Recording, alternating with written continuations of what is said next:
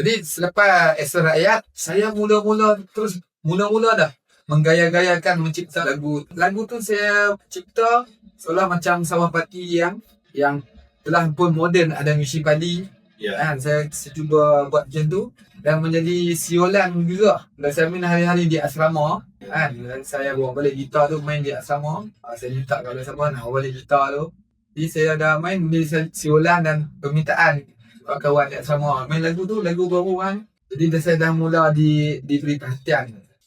Lepas tu saya lupa. Lepas pada tu saya dah komitmen dengan peperiksaan kan. Saya gila buku panduan saya ingat. Itulah lagu yang pertama. Dan selepas tu saya setingkat 5, saya dah cita-cita banyak. Tapi yang saya ingat lagu yang masih ada sampai sekarang adalah lagu yang berjudul Ina. Ina, pernah direkam kan? Tak pernah, tapi saya rasa lagu tu mungkin saya akan rakam balik. Tapi saya akan ingat melodi. Sini kata saya ingat sikit-sikit.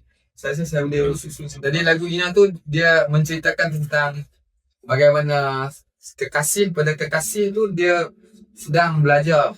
Ina tu sekarang ada lagi? Terkebetulan selepas pada tu, sebelum saya cipta lagu Cinta Botanica, saya mau kenal dengan Ina tu adalah kekasih saya lah. Oh. Jadi Allah pertemukan saya orang yang bernama Ina. Oh iya. Sampai hari ni saya tak kahwin dengan dia, tapi dia masih ingat saya. Sekarang dia kahwin dengan Walid. Dia dengan Walid, dia dah ada anak semua. So Ina tu kebetulan berlaku dalam kehidupan saya.